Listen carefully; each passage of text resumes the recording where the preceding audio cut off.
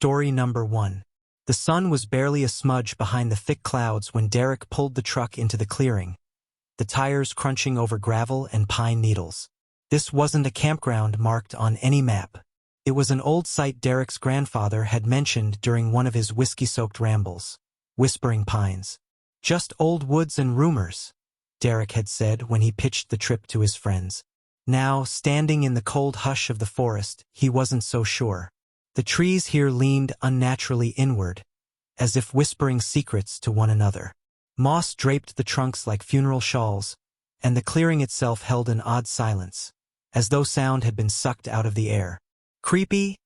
Jordan muttered, hoisting his pack from the truck bed. "Perfect," laughed Alyssa, twirling her phone to check for signal. "No bars. We're in horror movie territory now." They set up camp. One tent for the guys, one for the girls. A fire was built, drinks passed around, and before long the tension faded into laughter and shadows. That night, Derek woke to whispers. Not voices. Not exactly. It was like the wind was trying to form words, threading syllables through the pine branches. Chapter 2. The Murmur. Alyssa was the first to mention it aloud the next morning. "Did you guys hear anything weird last night?" "Like what?" said Marie, sipping her lukewarm coffee. "Whispers. Talking. I thought it was you guys screwing around." Derek looked up sharply. "I heard it too." Jordan grinned. "Probably a deer with laryngitis." But that night, the whispers returned.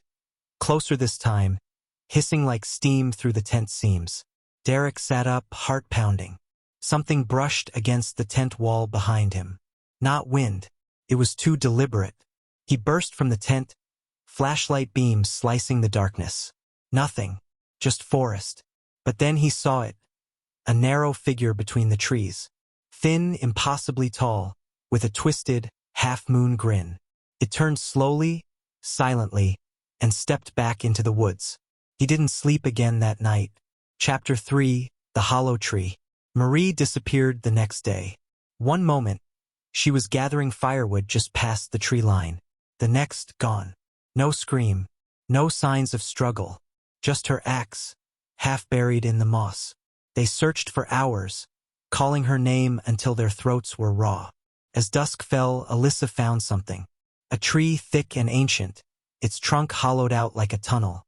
And inside, claw marks, long and erratic. The scent of decay poured from it. "No animal did this," Alyssa whispered. Derek stepped closer. Inside the tree, carved into the wood, were words. "I'm still here." Chapter 4. Voices in the Smoke. That night, none of them could sleep. The fire burned low, casting long, twitching shadows across their faces. The whispers returned, stronger now, layered with something else. Sobbing. Marie's voice. "Please help me." Jordan stood abruptly. "This is bullshit. Someone's messing with us." He stormed off with a flashlight, disappearing down the trail. They never saw him again. The next morning, Derek found the flashlight standing upright in the dirt, still on. Wrapped around it was a braid of Marie's hair. Chapter 5. Blood in the Pines. The forest changed after that. Paths led nowhere, looping endlessly back to the same clearing. The sun never quite rose. It hovered behind clouds that never moved. Alyssa started talking to herself. "They're in the roots," she said, eyes wild. "They drink the rain." Derek tried to keep her grounded, but every night she wandered further from the tent. One morning, he woke to find her gone. Just gone. Where she'd been sleeping was a single pine cone, wrapped tightly with human teeth. Chapter 6. The Thing Beneath. Alone, Derek tried to leave. He ran for hours, tearing through brambles and thorn, until he collapsed in a dry creek bed. When he looked up, he was back in the clearing. The tents were gone. The fire pit cold. The hollow tree stood taller now. Pulsed, almost breathing. From its depths came a scraping sound. Then a voice. "Come home." Hands, dozens, crawled from the roots. Pale, long-fingered, dragging themselves free of the soil. Derek ran, but the forest moved with him. Chapter 7. The Last Night. He built a final fire, wide-eyed and trembling, journal in his lap. If someone found it, they'd know. We were never alone here. Something old lives in these woods. It doesn't want us to leave. It feeds on memory, on fear. He heard footsteps, slow, deliberate. Then Marie's voice. You left me. He turned. She stood naked, eyes white, mouth split open wider than possible. Her limbs cracked as she moved. Behind her, Jordan and Alyssa followed, smiling with empty mouths. As they closed in, Derek didn't scream. The fire died. The clearing fell silent. Epilogue, Whispering Pines. 3 months later, a new group stumbled across the clearing. Empty tents, rotted and half-sunken into the soil. No bodies, just a journal soaked in sap. And a tree with 4 new carvings. Derek, Marie, Jordan, Alyssa. Beneath it, fresh roots twitched like fingers reaching for the sky. Story number 2. The path into Black Hollow felt wrong from the start. The trees leaned over it like mourners, and the air was unnaturally still. Kelly led the way, her cousin's old, water-stained journal tucked in the side pocket of her pack. Her cousin had disappeared here in 1987. No body, no clues, just static on a final radio call and the phrase, "He's holding the light." Ben trudged behind her, quieter than usual. Jenna kept looking at her phone, despite knowing there was no signal this deep in. Marcus brought up the rear, his eyes always darting off the trail like he expected to see something following. They reached the clearing around sunset. A collapsed firewatch tower sagged into the trees, the skeletal remains of its top still visible against the purpling sky. Beside it stood a single blackened cabin, roof half caved in. The sign nailed to its front was barely legible. Camp Dyer, Firewatch Post 9. The air stank faintly of copper and mold. They pitched their tents without speaking much, and by nightfall, the fire crackled and smoked beneath the towering pines. The silence of the forest wasn't peaceful. It pressed in like a weight. No birds, no bugs, not even wind. Somewhere beyond the tree line, a bell rang. Soft, faint, just 3 metallic chimes. Ding, ding, ding. Ben looked up sharply. Did you hear that? Nope, Jenna said too quickly. Kelly said nothing. Her hands were clenched around the journal now. She opened it, turned past pages warped with time, and found one entry underlined in pencil. The man with the lantern rings the bell 3 times. If you hear it, don't look at the light. Don't speak to him. Don't follow. They didn't sleep well. In the morning, the trail they'd hiked in on was gone. Not overgrown, gone. Nothing but thick, undisturbed brush and trees where the path had been. Compass needles spun uselessly. GPS maps froze. Even the emergency beacon showed error. Jenna tried to joke.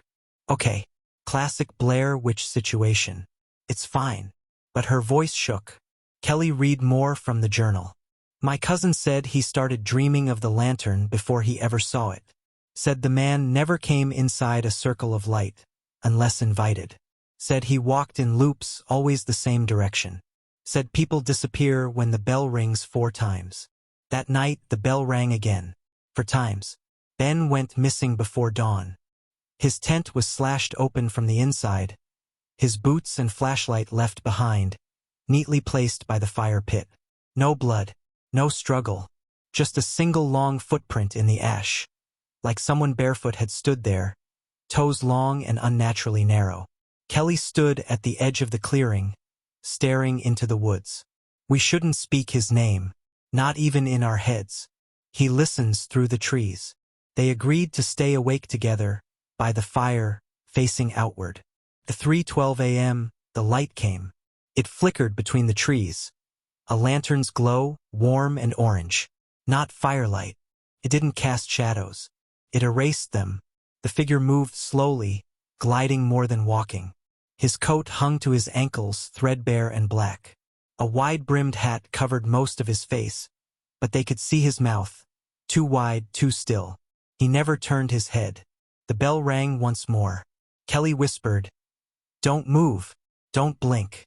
Don't even think about going toward it." The figure stood still for what felt like hours. The lantern dimmed. He stepped backward into the dark. By morning, Jenna's hair had turned white. She didn't speak, just stared at the trees. When they tried to move her, she screamed, "He's in the roots. He's under the dirt." They tried to leave again, choosing a direction at random, cutting through brush.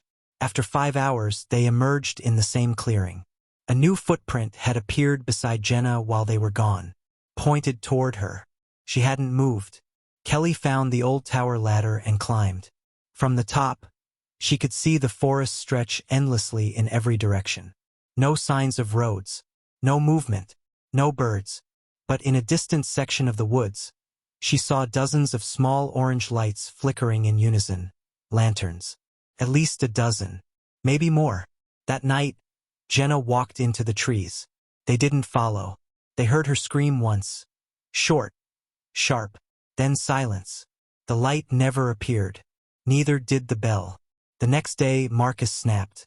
He threw the journal into the fire and smashed the compass with a rock. "We're not being haunted. We're being fed to something." Kelly stared at the ashes. "He's changing the rules." That night, the bell rang 5 times. Marcus disappeared after the 5th chime, yanked from his sleeping bag with such force the entire tent collapsed. Kelly found long claw marks in the dirt, dragging away from camp. She was alone. The fire died before sunrise. The wind returned only to whisper through the trees, always just behind her. In the morning, the cabin door was open. Inside, she found names burned into the walls. Hundreds of them, some fresh, some deeply etched, all of them ending in the same line beneath. "He carries the light for the lost." Her cousin's name was there. So was Ben's, Jenna's, Marcus's. The last one had no name, just an empty space. Waiting. The lantern flickered behind her. She turned, and the bell rang 6 times.